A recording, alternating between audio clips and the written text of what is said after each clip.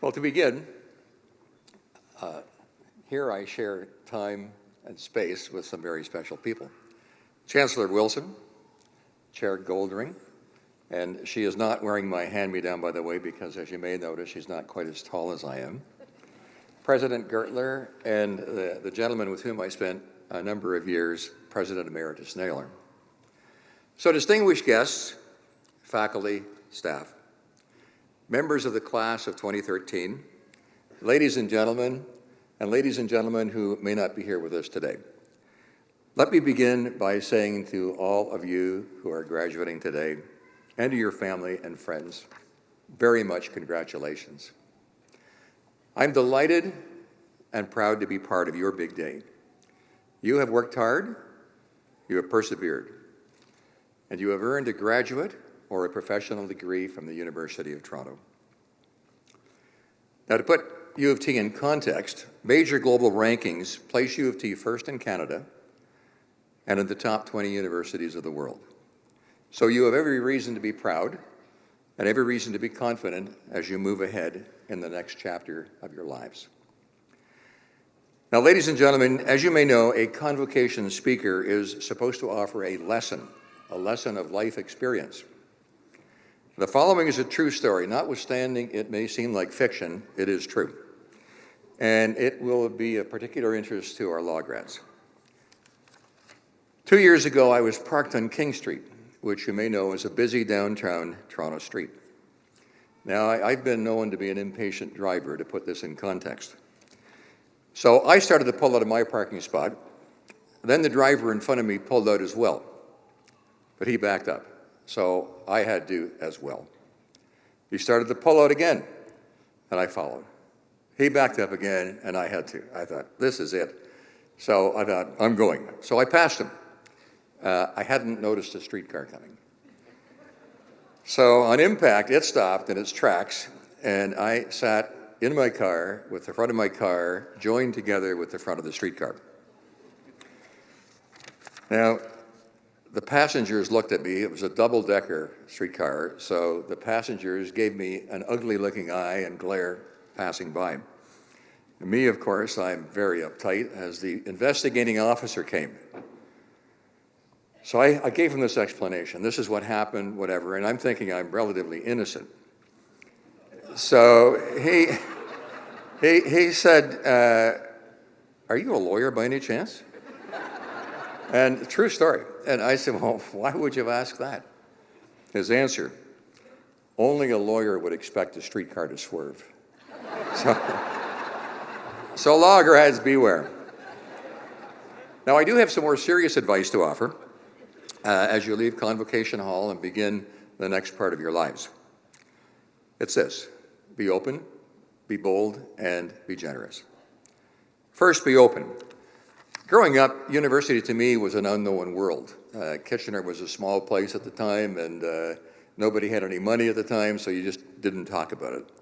But I was curious, and as Margie mentioned, I loved the library, I loved teachers, I loved being educated.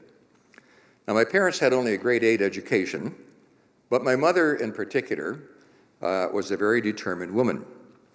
And she encouraged my older sister, who happens to be here, who became a nurse, my brother, who became a child care worker, and myself, all to aim higher and to do our best with whatever gifts we had. Now, after encouragement of a friend, I became the first in our family to go to university. But today, looking around, 1 in 5 students here at U of T is first in the family to attend university.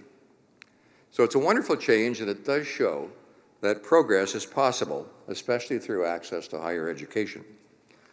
Now, each of you has made your own way here. Whatever your background, you've worked hard, you've overcome challenges, and you've followed your interests and your dreams.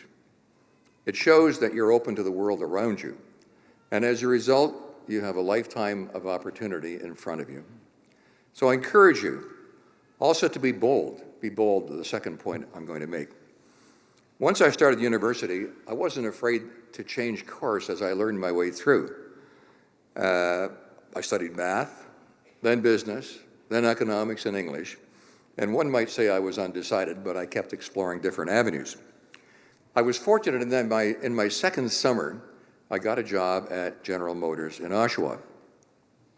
In that program, they gave me an aptitude test, which showed supposed talent in sales and in law. I knew nothing about law, and I didn't know any lawyers. And my only recollection of law was in second year, and Dr. Corman will appreciate this. I studied Bleak House. Now, Bleak House is a book about yay thick with at least 100 characters, but it's a story of a fight over an estate and how over the course of many, many years, the lawyers take all the money out of the estate so there's nothing left to fight about. That was my image of lawyers. In any event, I walked into a law office in Oshawa and was bold enough to ask one of the lawyers, what is it that lawyers do? Now, the answer must have been encouraging because by happenstance, I was able to audit some law courses while I was in my last year of economics. And I liked it. I liked it a lot. So I ended up enrolling at U of T. What I liked is we had great debates about law, great debates about the law as it is, which you need, of course, to practice, but more importantly, or as importantly, and Mayo will appreciate this, the law as it should be. So lawyers are supposed to not just practice law, but educate, be political, or whatever to create the law as it might be or should be. And we had great professors. The Supreme Court of Canada Judge Boralaskin was a great taskmaster, but he taught us incredibly how to think, how to analyze, how to debate. Now, when it came time for articling, I didn't know what to look for. I wasn't exposed to lawyers. I educated myself about law firms, and then I chose Osler, and I see my partner Terry Burgoyne here. Then a firm of 30 lawyers, now 430, and practicing on the basis of meritocracy. But we also had time for fun. That's this recollecting Terry, who's now past his 40th birthday. To celebrate his birthday, I went to his office and left 40 bananas on his desk. Not sure he appreciated, but whatever. So I had an exciting and fulfilling time as a lawyer, and I can't say I planned any of it. It was curiosity, challenge, and as importantly, the insight and kindness of others. And each of you can trace your own history in the same basic terms: happy coincidence, calculated risk, and generous people who are around you. My third point, be generous. Throughout my career, I was privileged to meet many outstanding, public-spirited individuals who invited me to give back.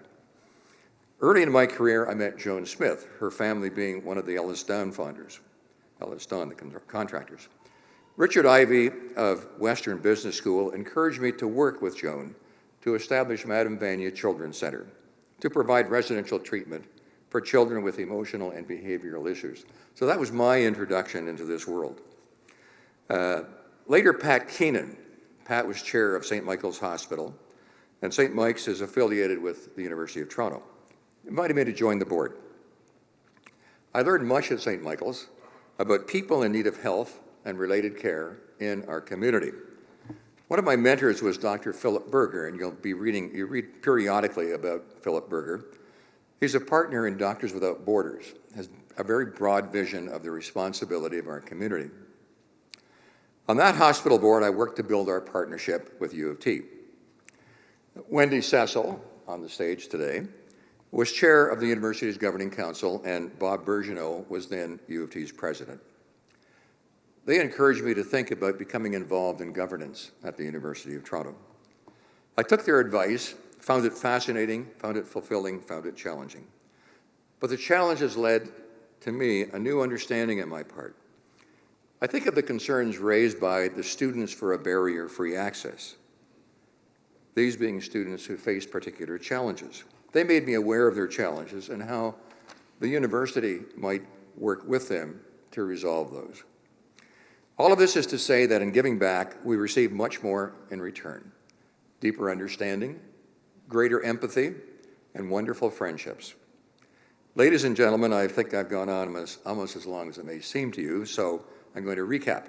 Be open, be bold, be generous. Now, one last thing, be grateful.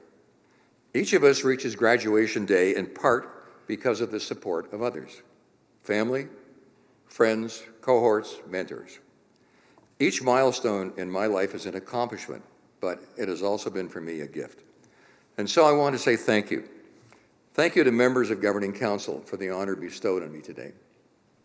Thank you to the faculty, staff, and students who shared their time with me and whom I met in my years at Governing Council.